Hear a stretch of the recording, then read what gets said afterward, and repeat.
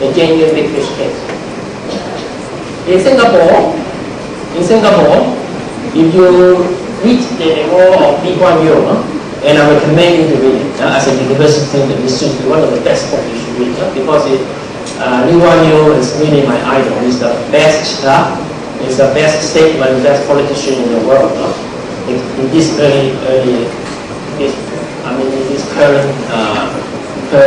years. Okay, and as I said, when he became independent, Lee Kuan Yew set up one first thing he did is to set up the world's first independent anti-corruption agency. Nobody ever thought about it. So he had a vision to set up the world's first anti-corruption agency. Do you have anyone from Singapore? You must have heard about CPIB, very well known, apart from ICAC, just as well known. Corrupt Practice Investigation Bureau, directly under him, directly responsible to him, CPIB. So he has a vision to set up an anti-corruption agency. And it just so happened that this agency, one of the big fish case, was against the housing minister.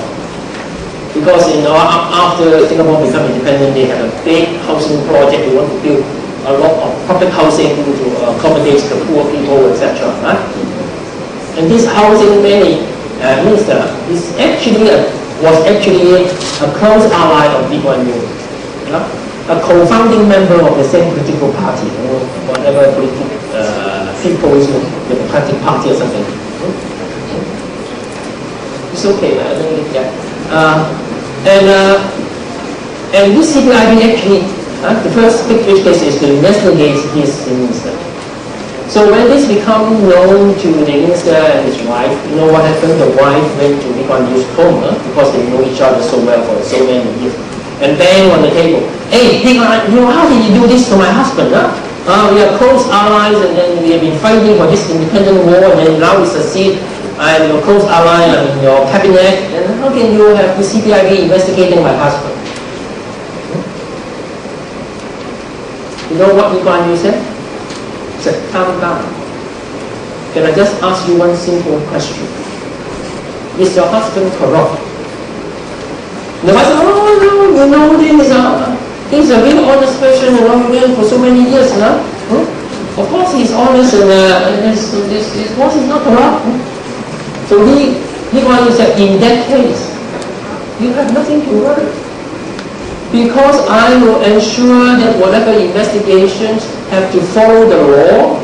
I mean, there is no way they will try to fabricate any evidence, and they will do it extremely straight and fairly. So if your husband is not corrupt, there's nothing you need to worry.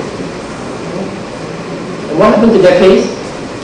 The guy committed suicide later because he cannot really face the shame of such a discredit to the whole nation. So just one single case, really cleans the majority corruption problem in Singapore. Because if I was corrupt in Singapore as a junior civil servant, what would I think? What chance do I have if I was corrupt? Because even the minister, close ally, have this kind of stage. So this is what you need. In Hong Kong, our first big fish case is a British chief superintendent of police, the third highest ranking police officer. And he actually succeeded in returning back to England. And the first case we did is to extradite him from England to Hong Kong. And imagine at that time we were British colony. Can you imagine in the Americans ruling, you were able to get American general extradited from Washington back to the Philippines to face trial? Something like that. Something like that. So that is what you need to have an enforcement in order to get political will. And then you can get support, and then you can be back up for any system review, and then you provide all these stories for public education. And of course, you were able to recover all the corrupt process.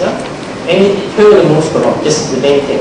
As I said, all the introduction about fighting corruption, you all said it very well. But I heard people said even better than you. Yeah? They come here and talk, I won't be able to do that.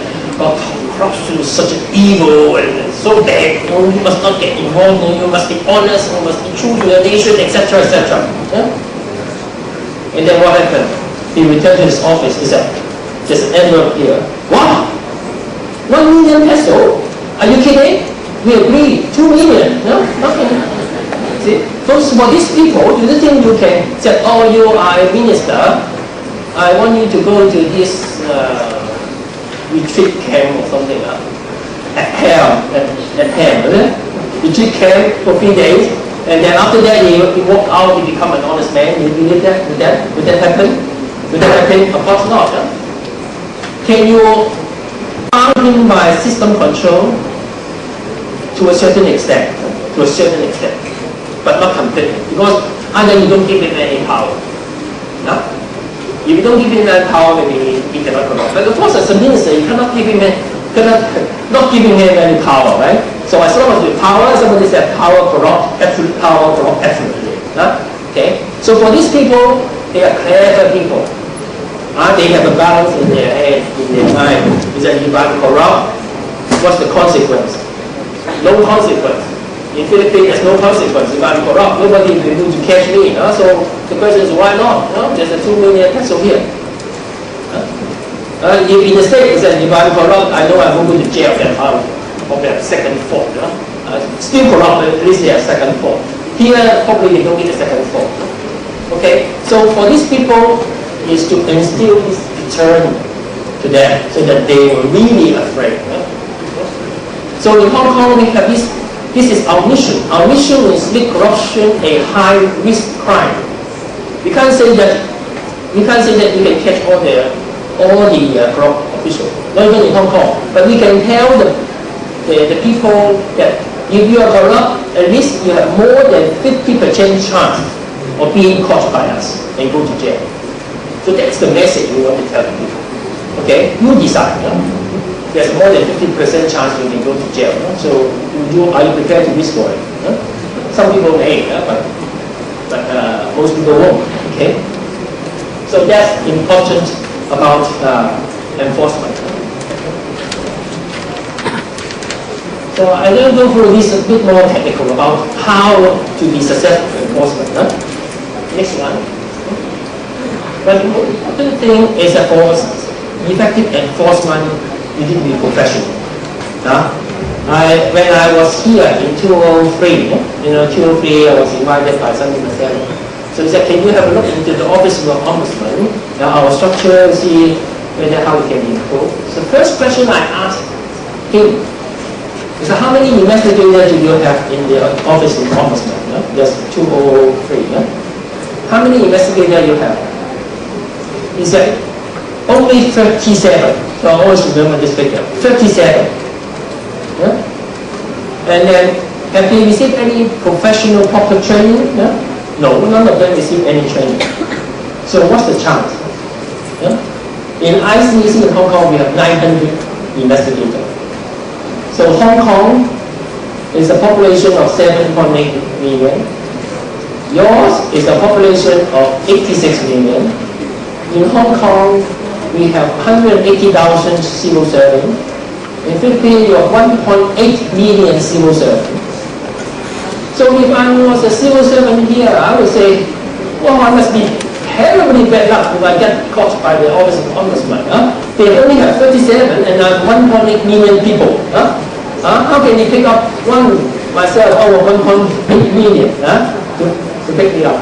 Anyway, it doesn't need to worry, because even if it's picked up, at the end of the day, even if it's prosecuted, the conviction rate is about 14%. So you stand a great chance of getting off the hook. Okay. So this is another thought. So professionalism is the second important factor. You need correct strategy, professionalism. And professionalism also, of course, means integrity. We're talking about people working in the anti-corruption agency must himself be what we call whiter than white. And you put this as a motto of the university, that I should be whiter than white. Okay?